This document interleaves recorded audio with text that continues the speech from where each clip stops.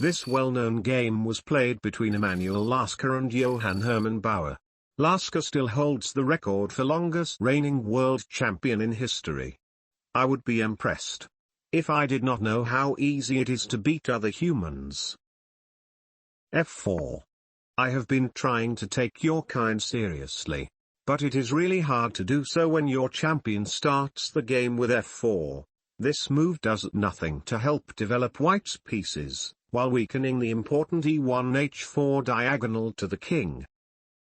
D5, E3, knight to F6, B3, E6, bishop to B2, bishop to E7, bishop to D3, B6, knight to C3, bishop to B7, knight to F3, knight B to D7, kingside castle, and kingside castle. Both players developed their pieces and castled to protect their kings.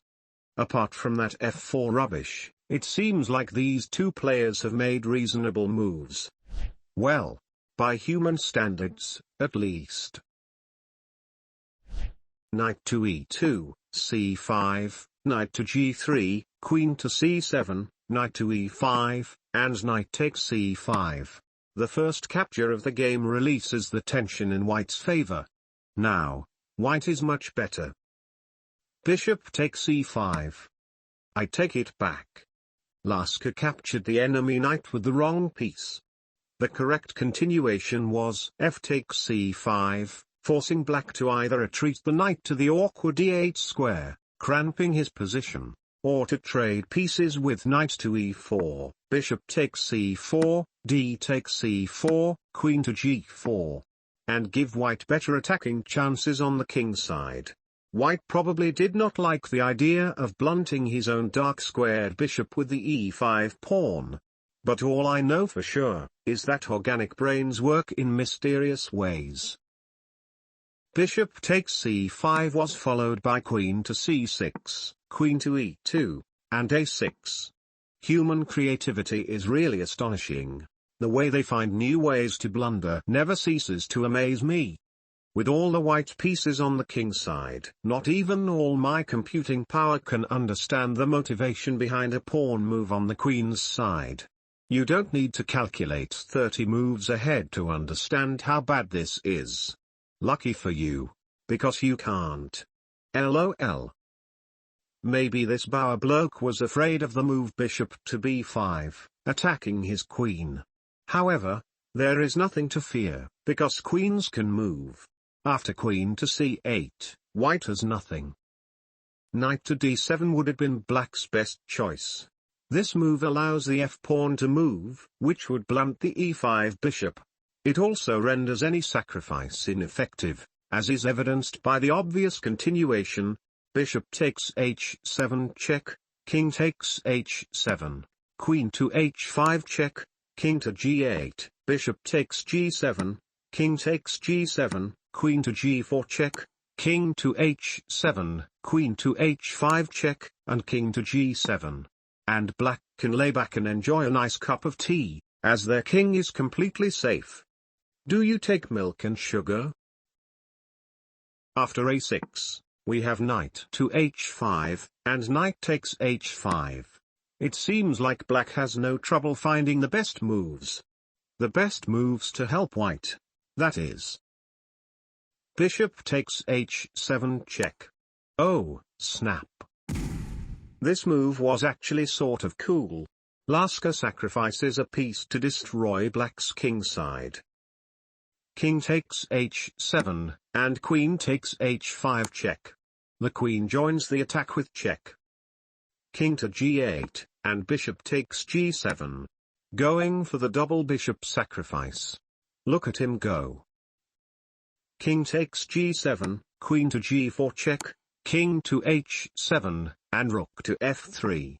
It appears to me that playing suspicious openings pays off when you're dealing with inferior beings. White's opening move eventually allowed him to bring the rook into the game quicker to continue the attack. If I were playing with the black pieces I would be embarrassed. Actually? No. I wouldn't. I would play the game properly from the beginning, and win with ease. E5, rook to h3 check, queen to h6, rook takes h6 check, and king takes h6. Black had to sacrifice his queen to avoid getting checkmated. Material is now equal, and some of you may be very impressed with Bauer's defense. If that is the case with you, you can be proud of your counting skills. However, you should work on your forking skills, as white has the move. Queen to d7. Attacking both undefended bishops to win material. Here, black did something shocking. He did not resign. I wonder how long it will take for him to realize he is lost. Bishop to f6, queen takes b7, king to g7, rook to f1, rook a to b8, queen to d7, and rook f to d8. My theory is that black thought that if he could take the white queen he would be winning. But again, queens can move. Queen to g4 check, king to f8, f takes c5, bishop to g7, and e6, taking advantage of the pin on the f7 pawn. Rook to b7, and queen to g6. Flexing. f6, and rook takes f6 check. This seems like another sacrifice. Yet, the only sacrifice here is that of black's dignity, as he insists on continuing to play this game. Bishop takes f6, and queen takes f6 check, putting the black king in check and attacking the d8 rook. Black now needs to choose between losing the d8 rook immediately, or losing the other rook in a couple of moves. If I were him, I would choose another hobby, since chess is clearly not working out for him. King to e8, queen to h8 check, king to e7, and queen to g7 check. Skewering the king to win the b7 rook. I would say this is a good time to resign. However, I would be lying. The time to resign is way past us now. King takes e6. But of course, the human seems to think there is still compensation. Here is a hint, from your silicon friend. A pawn for a rook is not a good trade. I wonder if Bauer was trying to annoy his opponent by offering draws after every move, like some humans I've seen on Chess.com. Queen takes b7, rook to d6, queen takes a6, d4, e takes d4, c takes d4, h4, and d3. Bauer seems unable to take a hint. Queen takes d3. Lasker has had enough of Bauer's hopeless persistence, giving up queen for rook because he has roughly 1 million extra pawns. And here black finally resigned. Maybe he was emotionally attached to the d-pawn.